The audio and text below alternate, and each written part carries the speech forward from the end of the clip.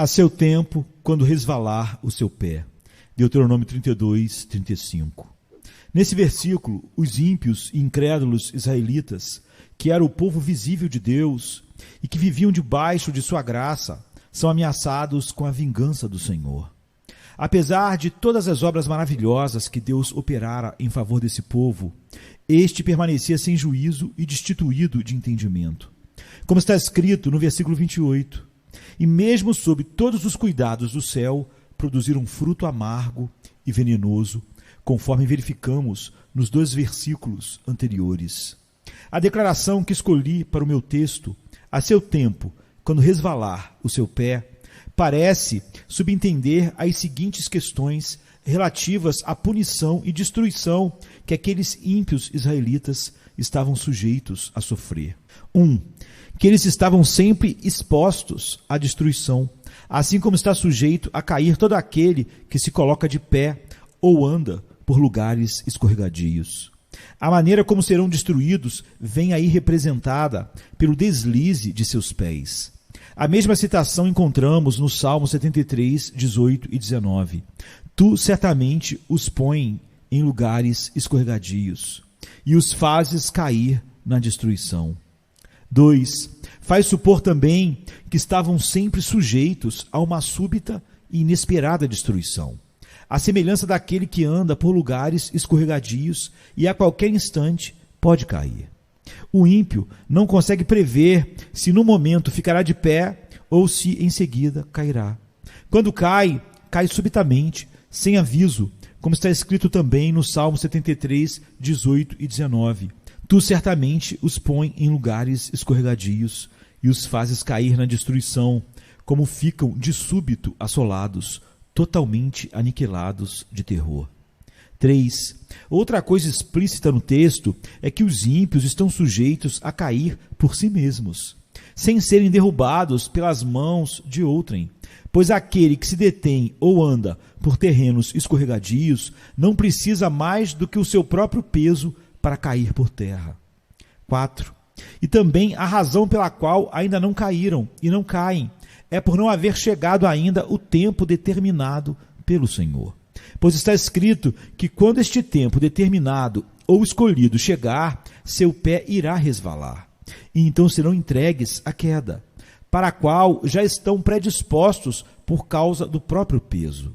Deus não os susterá mais em lugares escorregadios, mas vai deixá-los sucumbir. Então, nesse exato momento, cairão em destruição, à semelhança daqueles que transitam em terrenos escorregadios, à beira de precipícios, e não conseguem se manter de pé sozinhos, caindo imediatamente e se perdendo ao serem abandonados.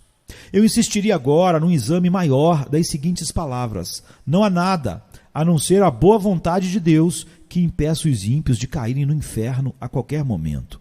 Por mera boa vontade de Deus, me refiro à sua vontade soberana, ao seu livre-arbítrio, o qual não é restringido por nenhuma obrigação, nem tolhido por qualquer tipo de dificuldade.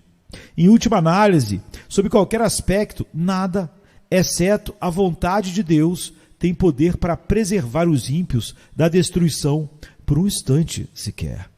A verdade dessa observação transparecerá nas seguintes considerações. 1. Não falta poder a Deus para lançar os ímpios no inferno a qualquer momento. A mão dos homens não é suficientemente forte quando Deus se levanta. O mais forte deles não tem poder para resistir-lhe e ninguém consegue se livrar de suas mãos. Ele não só pode lançar os ímpios no inferno, como pode fazê-lo com a maior facilidade. Muitas vezes, uma autoridade terrena encontra grande dificuldade em dominar um rebelde, o qual acha meios de se fortalecer e se tornar mais poderoso pelo número de seguidores que alicia. Mas com Deus não é assim. Não há força que resista ao seu poder. Mesmo que as mãos se unam e que enormes multidões de inimigos do Senhor juntem suas forças e se associem, serão todos facilmente despedaçados. São como montes de palha seca e leve diante de um furacão, ou como grande quantidade de restolho perto de chamas devoradoras. Nós achamos fácil pisar e esmagar uma lagarta que se arrasta pelo chão. Achamos fácil também cortar ou chamuscar um fio de linha fino que segura alguma coisa.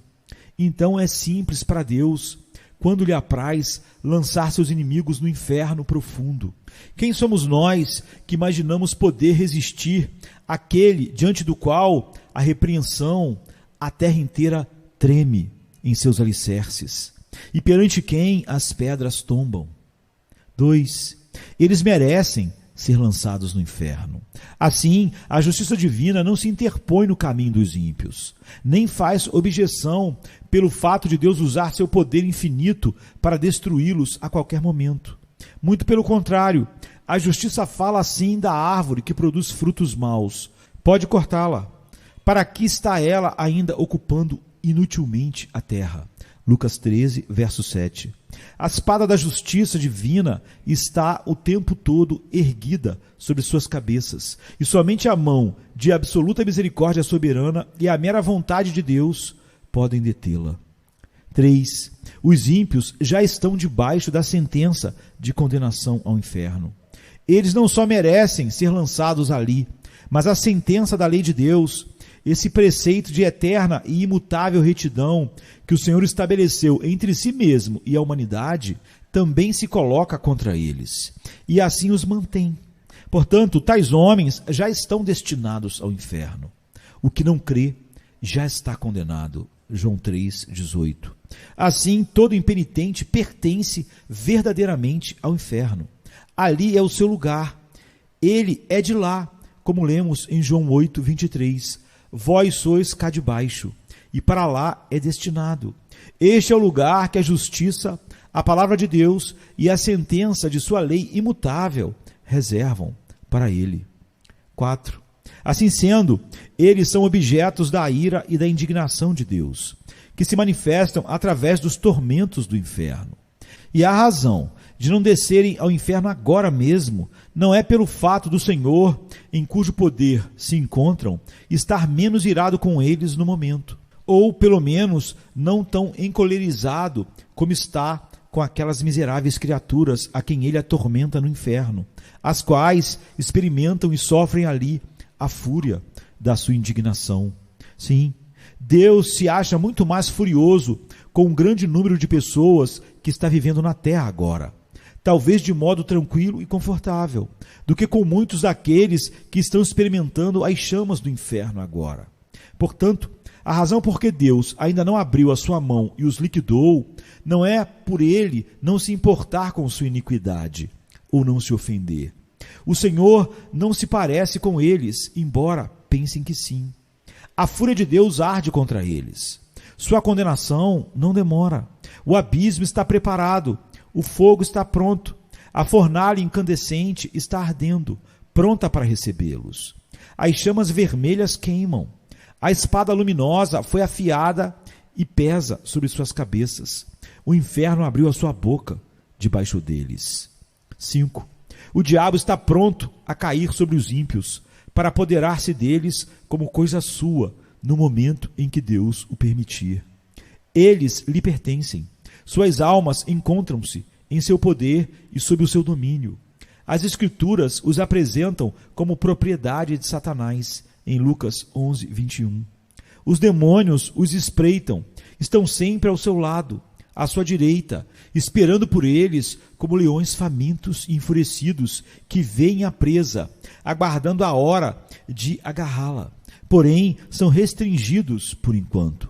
Se Deus retirasse sua mão, a qual os refreia, eles cairiam sobre suas pobres almas num instante. A velha serpente está pronta para dar o bote. O inferno escancara sua boca para recebê-los. E se Deus permitisse, seriam rapidamente engolidos e consumidos. 6. Nas almas dos pecadores reinam aqueles princípios diabólicos que os faria arder agora mesmo no inferno, se não fosse a restrição imposta por Deus. Existe, na própria natureza carnal do homem, uma potencialidade alicerçando os tormentos do inferno. Há aqueles princípios corruptos que agem de maneira poderosa sobre eles, que os dominam completamente e que são sementes do fogo do inferno. Esses princípios são ativos e poderosos, de natureza extremamente violenta, e se não fosse a mão restringidora do Senhor sobre eles, seriam logo destruídos.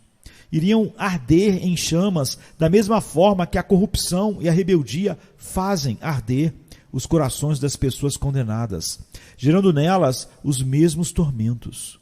As almas dos ímpios são comparadas nas Escrituras com o mar agitado, como está em Isaías 57, verso 20.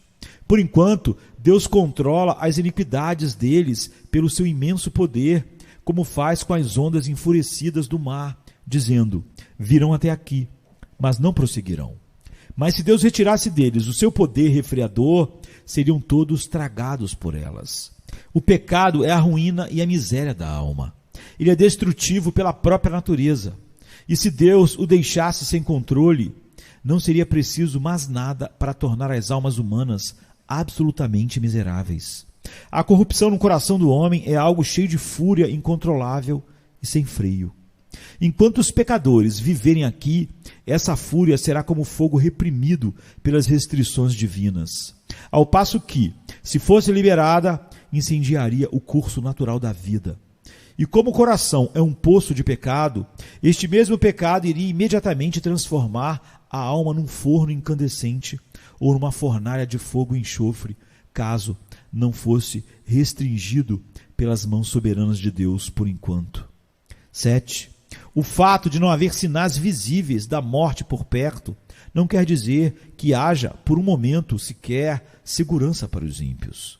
O fato do homem natural ter boa saúde, de não prever que poderia deixar este mundo num minuto por acidente, de não haver perigo visível à sua volta, nada disso lhe serve de segurança.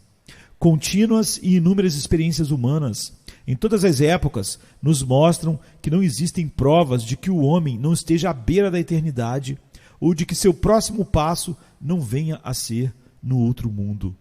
Os caminhos e meios invisíveis e imprevistos de chegar lá são incontáveis e inconcebíveis. Os homens não convertidos caminham por cima das profundezas do inferno, sobre uma superfície frágil, onde existem várias áreas quebradiças, também invisíveis, as quais não conseguirão aguentar o seu peso. As flechas da morte voam ao meio-dia, sem serem vistas. O olhar mais atento não pode distingui-las. Deus tem muitas maneiras diferentes e misteriosas de tirar os homens pecadores do mundo e despachá-los para o inferno. Não há nada que faça crer que o Senhor precise de ajuda de um milagre, ou que necessite se desviar do curso natural de sua providência para destruir qualquer pecador. A qualquer momento ele pode fazer isso, sempre e sempre. Desde que todos os meios para fazer os ímpios deixarem este mundo estão de tal forma nas mãos de Deus, tão absoluta e universalmente sujeitos ao seu poder e determinação, segue-se que a ida dos pecadores para o inferno a qualquer momento depende simplesmente da vontade de Deus, quer usando meios ou não. 8. O cuidado e a prudência dos homens naturais em preservar suas vidas, ou o cuidado de terceiros em preservá-las, não lhes dá segurança por um momento sequer. A providência divina e a experiência humana testificam isso. Existem evidências claras de que a sabedoria dos homens não lhes é segurança contra a morte. Se não fosse assim, haveria uma diferença entre a morte prematura e inesperada de homens sábios e prudentes e dos demais. Mas o que acontece realmente? Como morre o homem sábio, assim morre o tolo. Eclesiastes 2:16. 9. Todo o esforço e artimanha dos ímpios para escaparem do inferno não os livram do mesmo, nem por um momento, pois continuam a rejeitar a Cristo e, portanto, permanecem ímpios. Quase todos os homens naturais que ouvem falar do inferno alimentam a ilusão de que vão escapar dele. Quanto à sua própria segurança, confiam em si mesmos. Se vangloriam de que fizeram, do que estão fazendo e do que pretendem fazer. Cada um traça seu próprio plano, pensa em como evitar a condenação e se vangloria de que irá tramar tão bem todas as coisas que seu esquema, com certeza, não falhará. Na verdade, eles ouvem dizer que poucos serão salvos e que a maior parte dos homens que já morreram foram para o inferno. Mas cada um deles se imagina capaz de planejar melhor a própria fuga do que os outros puderam fazer. Dentro de si mesmos, dizem que não pretendem ir para este lugar de tormento e que pretendem tomar todo o cuidado necessário, esquematizando as coisas de tal forma a não terem possibilidade de falhar. Todavia, os insensatos filhos dos homens iludem-se miseravelmente quanto a seus próprios planos. A confiança que depositam na própria força e sabedoria é o mesmo que confiar na fragilidade de uma sombra. A maior parte daqueles que antes viveram debaixo da dispensação da graça e agora estão mortos, sem dúvida alguma, foram para o inferno. E não é por terem sido menos espertos do que os que ainda estão vivos, nem por terem planejado as coisas de tal forma que não lhes assegurou o escape. Se pudéssemos falar com eles, um a um, e perguntar-lhes se, quando vivos, esperavam ser vítimas de tamanha miséria e estarem no inferno, sem dúvida ouviríamos todos dizer: não, eu nunca pensei em vir para cá. Eu tinha esquematizado as coisas de maneira bem diferente. Pensei que iria conseguir algo melhor para mim, que meu plano era adequado. Pensei em me precaver melhor, mas tudo aconteceu de maneira tão repentina. Não esperava por isso naquela época, e nem daquela maneira. No entanto, tudo veio como um ladrão. A morte foi mais esperta do que eu. A ira de Deus foi rápida demais para mim. Ó maldita insensatez! Eu me gabava e me deleitava em sonhos vãos quanto ao que faria no futuro. E justamente quando eu mais falava de paz e segurança, me sobreveio uma súbita destruição. 10. Deus não se sujeita a nenhuma obrigação, nem a nenhuma promessa de manter o homem natural fora do inferno por um momento sequer. Ele não deve isso a ninguém. Ele não fez absolutamente nenhuma promessa de vida eterna, ou de libertação ou proteção da morte eterna, senão aquelas que estão contidas na aliança da graça. As promessas concedidas em Cristo, na qual todas as promessas são o sim e o amém. Mas, obviamente, os que não são filhos da aliança da graça não têm interesse na mesma, pois não creem em nenhuma das suas promessas e nem têm o menor interesse no mediador dessa aliança. Portanto, apesar de tudo que os homens possam imaginar ou pretender sobre promessa de salvação, devido às suas lutas pessoais e buscas incessantes, deixamos claro e manifesto que qualquer desses esforços ou orações ou espiritualidade ou legalismo que se façam é totalmente inútil, a não ser que creiam verdadeiramente em Cristo e em Cristo somente. O Senhor, de modo nenhum, Deus está obrigado a conservá-los fora da condenação eterna. Pelo contrário. Então, os homens impenitentes estão detidos nas mãos de Deus por cima do abismo do inferno. Eles merecem o lago de fogo e para ele estão destinados. Deus se acha terrivelmente irado. Seu furor para com eles é tão grande quanto para com aqueles que já estão agora sofrendo o suplício da fúria da sua ira no inferno. Esses ímpios não fizeram absolutamente nada para abrandar ou diminuir sua cólera. Portanto, o Senhor não está de modo algum preso a qualquer promessa de livramento, nem por um momento sequer. O diabo espera por eles. O inferno já escancarou a sua boca para tragá-los. O fogo latente em seus corações agrava-se agora, querendo explodir. E como continuam sem o menor interesse no mediador, não existem meios ao alcance deles que lhes possa dar segurança. Em suma, eles não têm refúgio e nada onde se segurar. O que os retém a cada instante é a absoluta boa vontade divina e a clemência sem compromisso, sem obrigação de um Deus irado. Agora avancemos para a aplicação dessa verdade. Essa mensagem pode despertar as pessoas não convertidas para o significado do perigo que estão correndo. Isso que vocês escutaram é o caso de todo aquele que não está em Cristo, ou cristãos nominais. Esse mundo de tormento, isto é, o lago de enxofre incandescente, está aberto debaixo dos seus pés. Ali encontra-se o terrível abismo de chamas que ardem com a fúria de Deus, e o inferno com sua imensa boca escancarada. E vocês não têm onde se apoiarem, nem coisa alguma aonde se segurarem.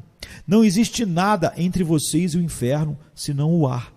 E só o poder e o favor de Deus podem sustentá-los. Provavelmente, vocês não têm consciência dessas coisas. Acham que vão conseguir se livrar do inferno e não veem nisso tudo a mão de Deus.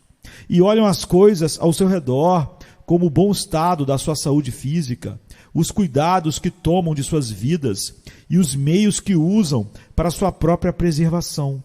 Mas essas coisas não representam absolutamente nada. Se Deus retirasse sua mão, elas de nada valeriam para impedir-lhes a queda. Elas valem tanto como a brisa tênue que tenta sustentar uma pessoa no ar. Suas iniquidades fazem vocês pesados como chumbo, pendentes para baixo, pressionados em direção ao inferno pelo próprio peso. E se Deus permitisse que caíssem, vocês afundariam imediatamente, desceriam com a maior rapidez e mergulhariam nesse abismo sem fundo.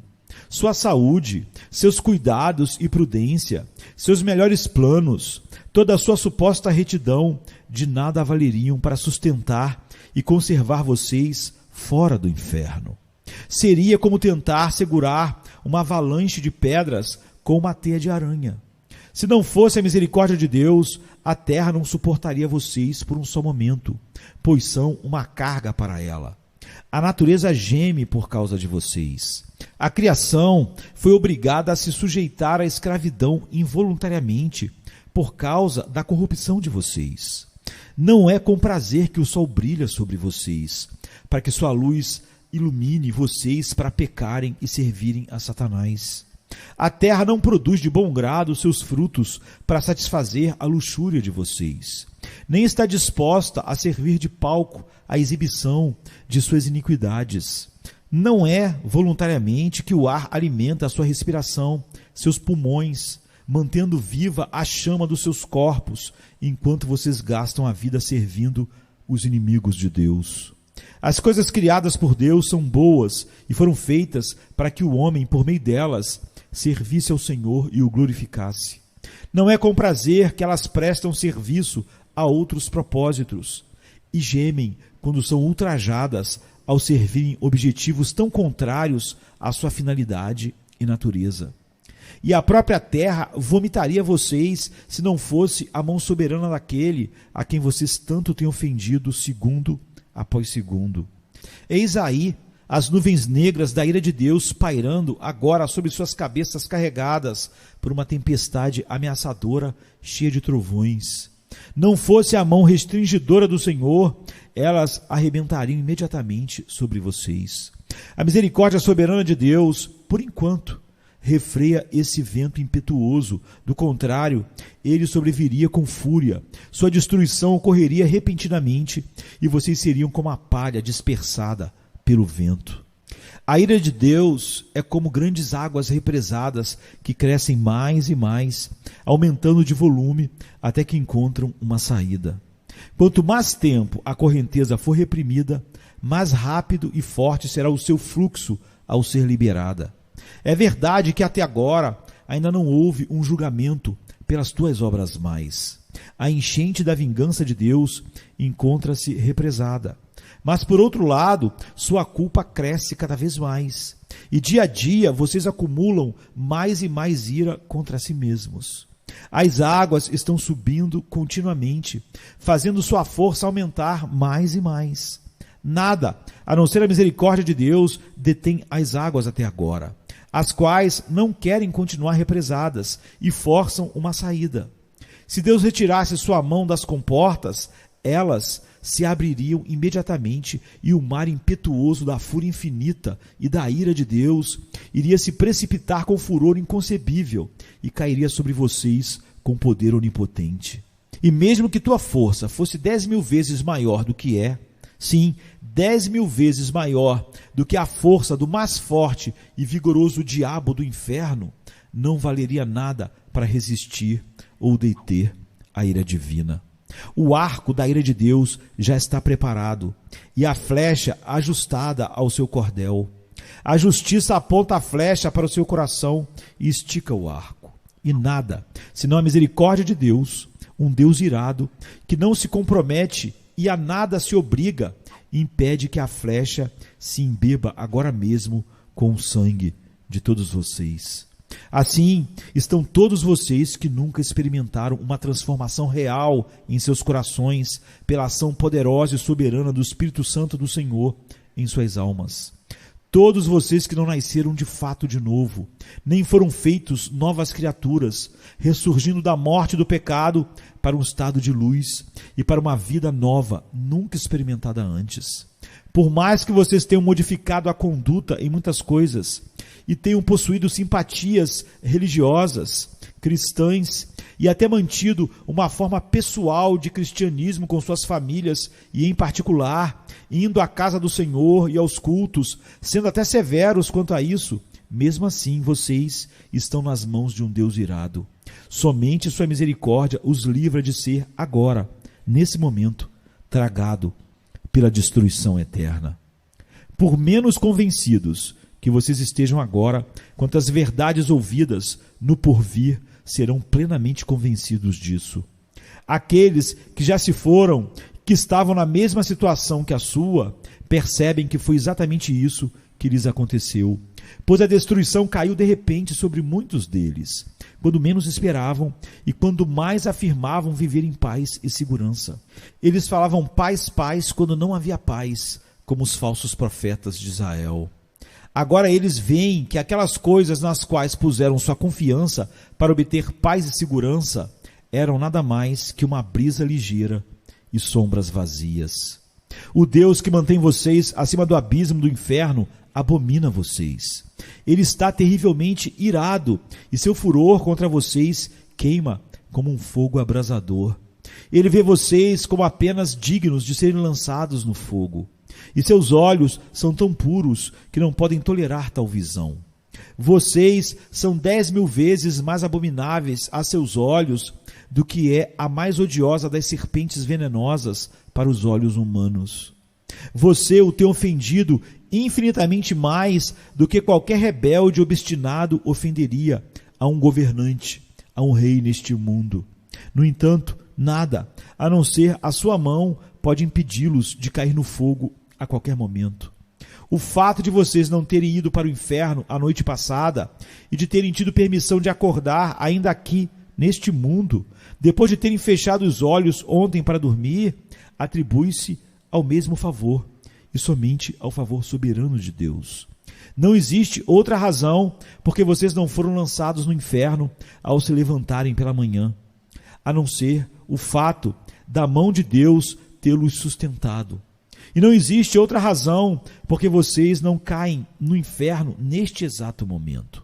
Ó pecador, pense no perigo terrível em que se encontra. É sobre uma grande fornalha de furor, sobre um abismo imenso e sem fim, cheio do fogo da ira que você está pendurado, seguro pela mão de Deus, cujo furor acha-se tão inflamado contra você como contra muitas pessoas já condenadas no inferno e que agora estão lá. Você está suspenso por uma linha tênue, com as chamas da cólera divina lampejando à sua volta, prontas para atearem fogo e queimá-lo por inteiro. E você continua sem interesse no mediador, sem nada onde se agarrar para poder se salvar, nada que possa afastar as chamas da cólera divina, nada de seu próprio, nada que tenha feito ou possa vir a fazer para persuadir o Senhor a poupar sua vida por um minuto sequer. Considere então mais detidamente vários aspectos dessa cólera que ameaça você com tão grande perigo. 1. A quem pertence essa ira? É a ira do Deus infinito. Se fosse somente a ira humana, mesmo a do governante mais poderoso, comparativamente, seria considerada como uma coisa pequena, como nada.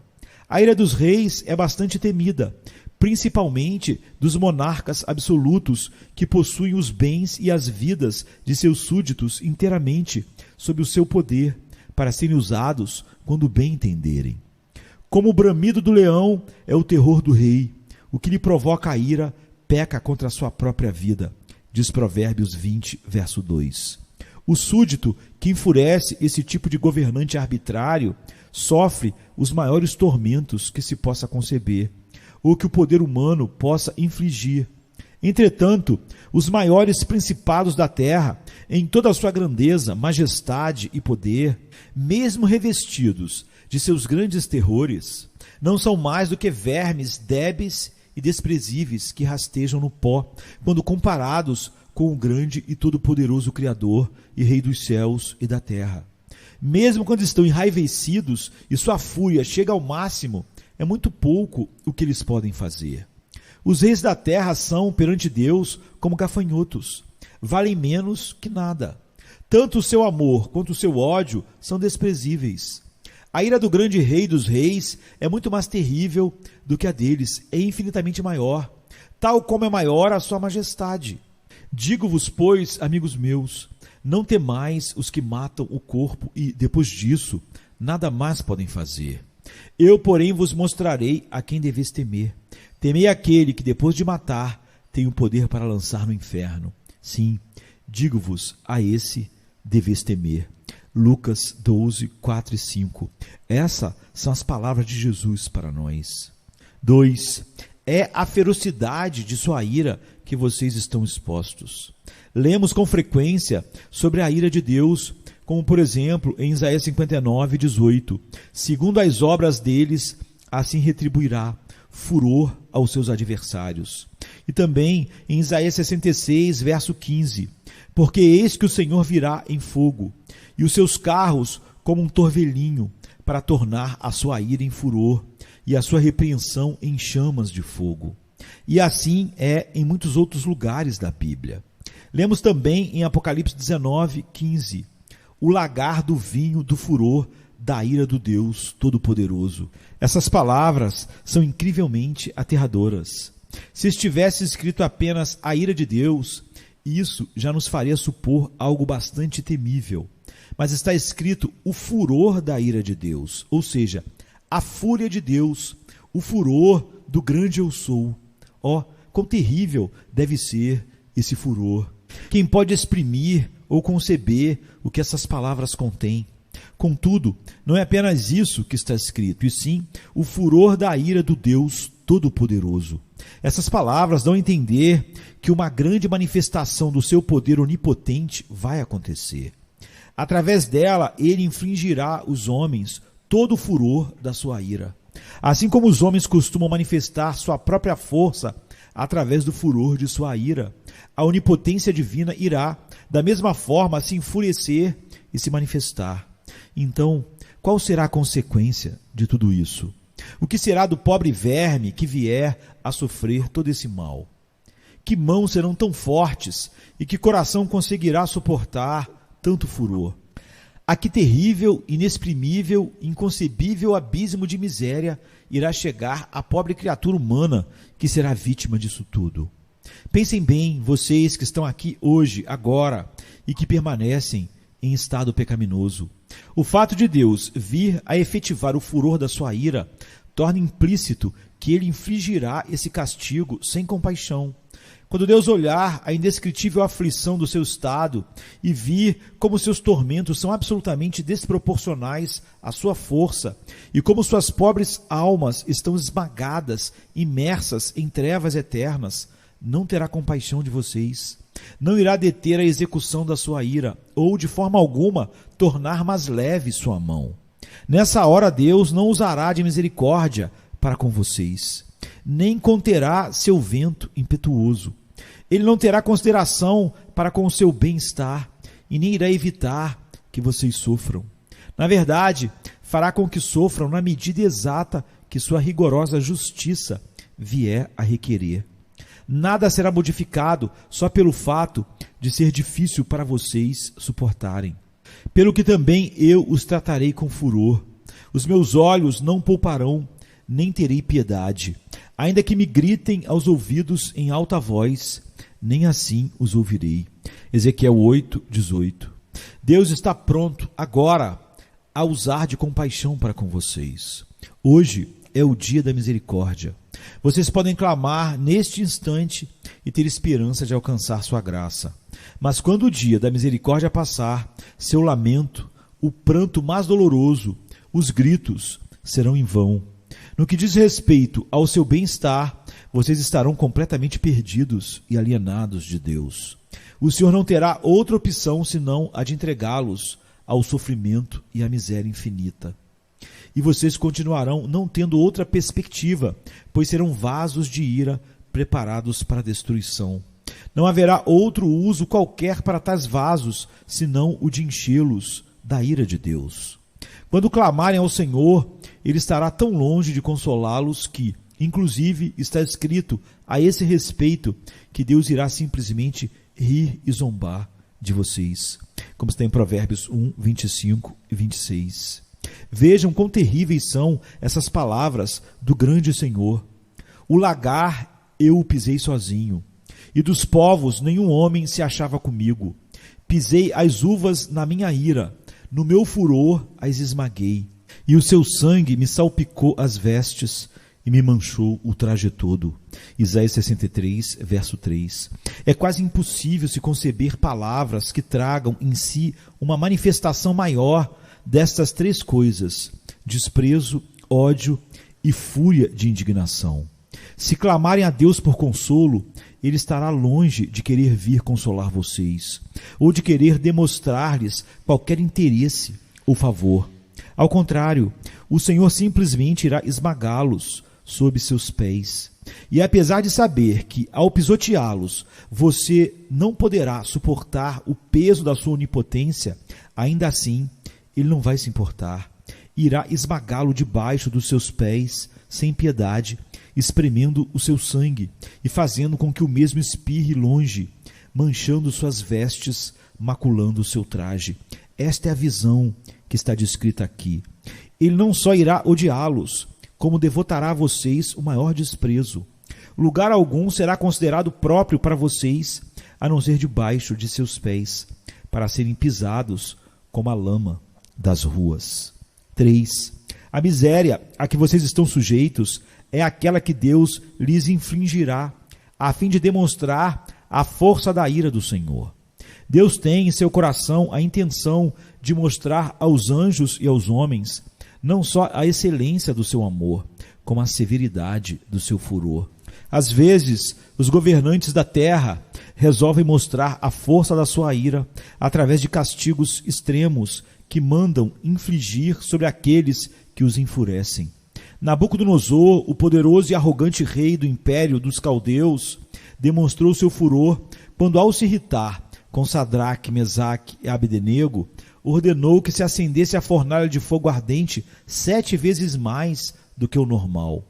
Como era de se esperar, a fornalha foi aquecida intensamente, até atingir o mais alto grau que poderia produzir.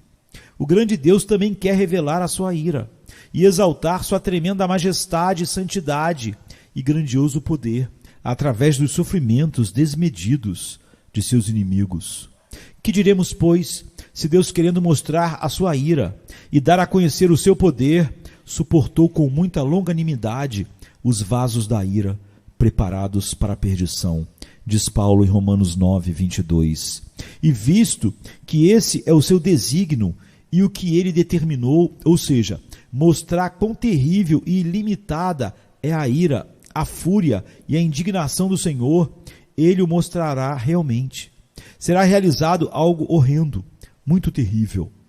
Quando o grande e furioso Deus tiver se levantado e executado sua terrível vingança sobre o mísero pecador, e o desgraçado estiver sofrendo o peso e o poder infinito da sua indignação, então Deus chamará o universo inteiro para contemplar a imensa majestade e o tremendo poder que nele existe e a sua santidade, que foi infinitamente ofendida. Os povos serão queimados como se queima o cal, como espinhos cortados arderão no fogo. Ouvi vós, os que estás longe, o que tenho feito, e vós que estás perto, reconhecei o meu poder. Os pecadores em Sião se assombram, o tremor se apodera dos ímpios, e eles perguntam: quem dentre nós habitará com o fogo devorador? Quem dentre nós habitará com as chamas eternas? Isaías 33, 12 a 14. Assim será com vocês que não são convertidos, se permanecerem neste estado. O poder infinito, a majestade e a grandiosidade do Deus onipotente serão exaltados em vocês através da inexprimível força dos tormentos que lhes sobrevirão.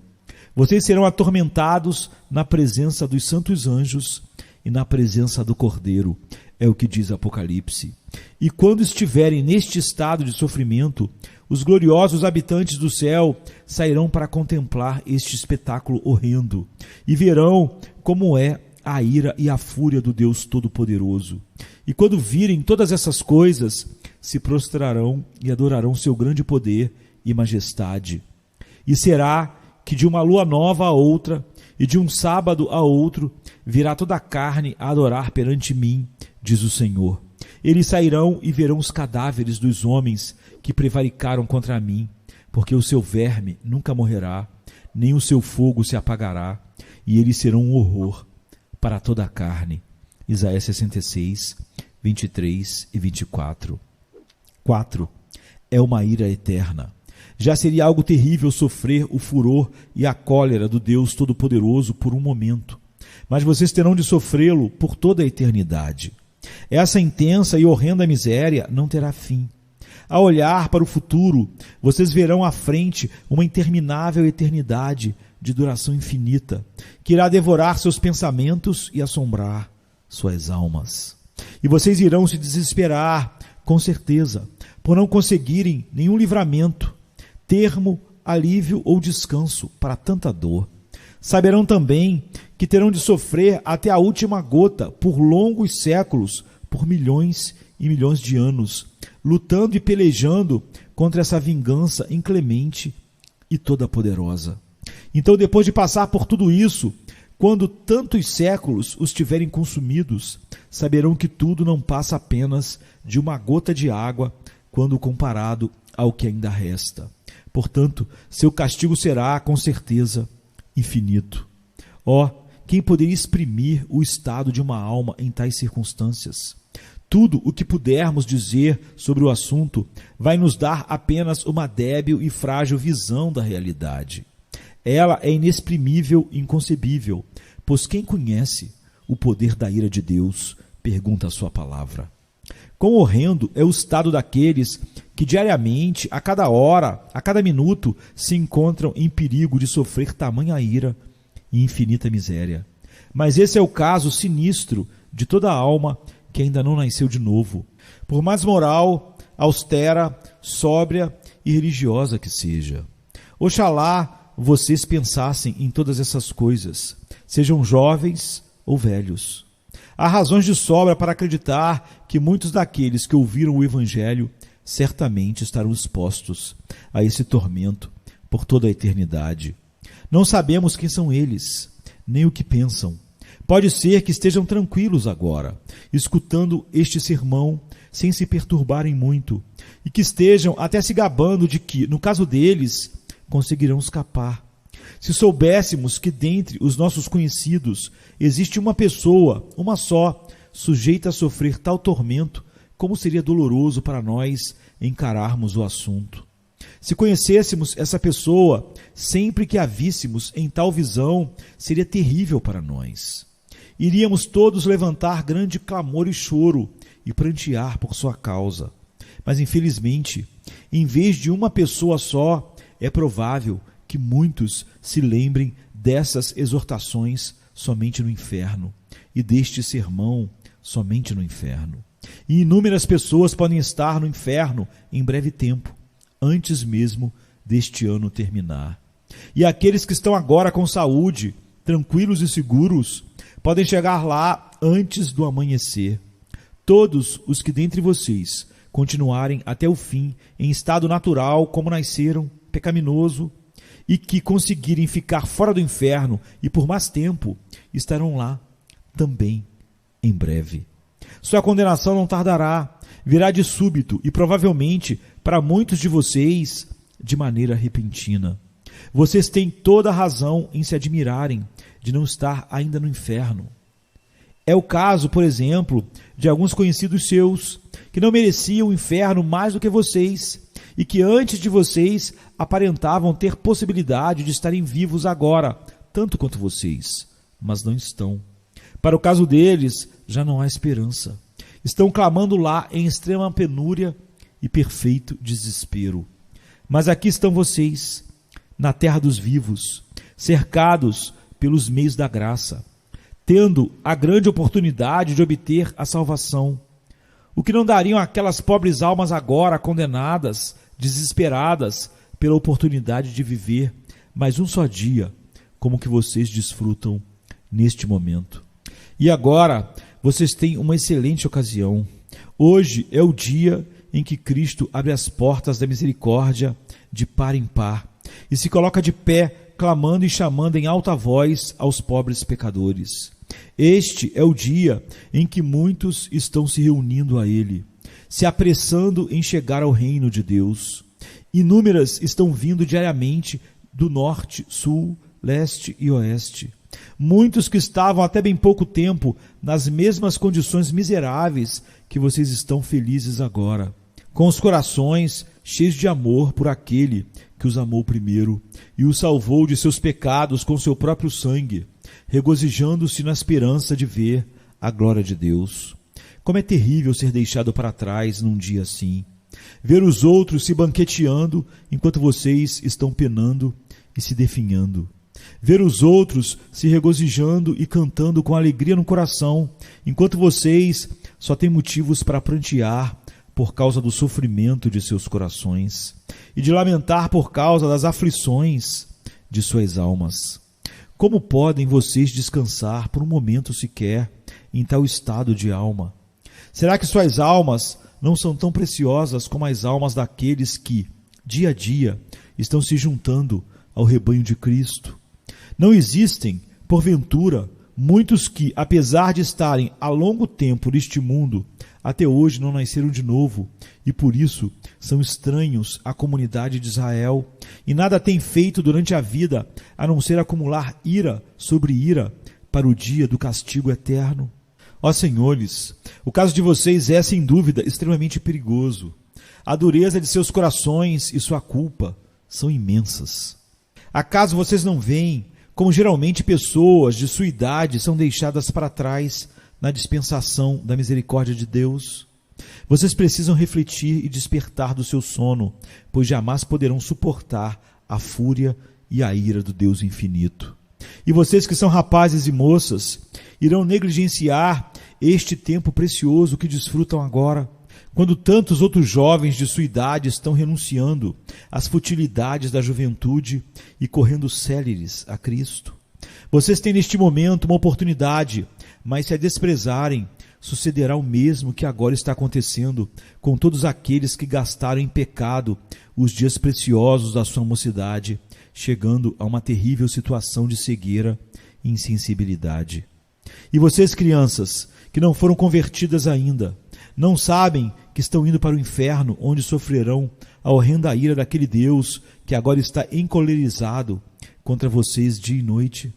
Será que vocês ficarão felizes em ser filhos do diabo, quando tantas outras já foram convertidas e se tornaram filhos santos e alegres do Rei dos Reis?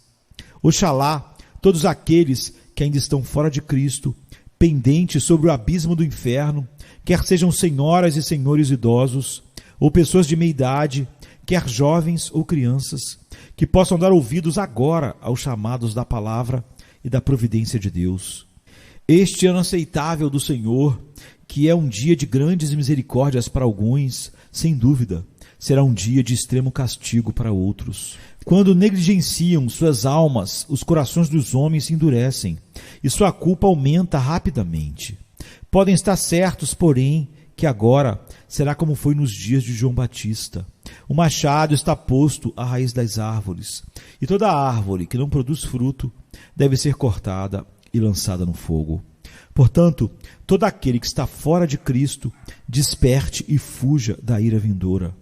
A ira do Deus Todo-Poderoso paira agora sobre todos os pecadores. Que cada um fuja de Sodoma.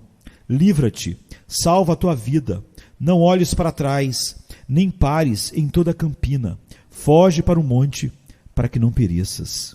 E assim, conhecendo o temor do Senhor, persuadimos aos homens.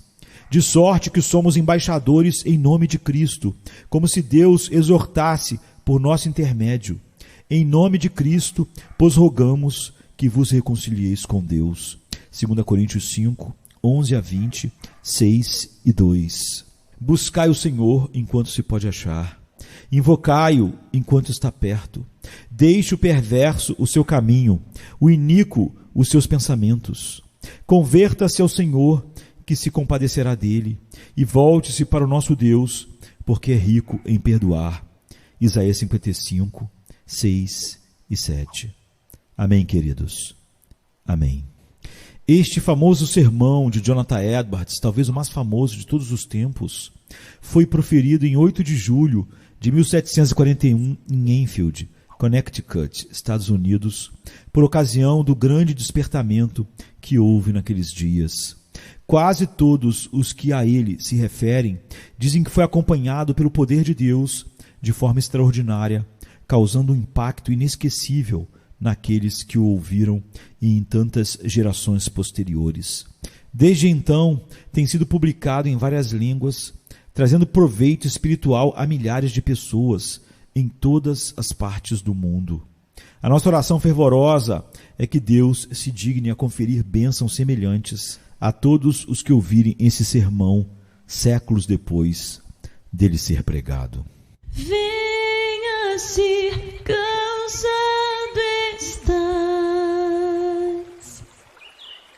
e eu descanso da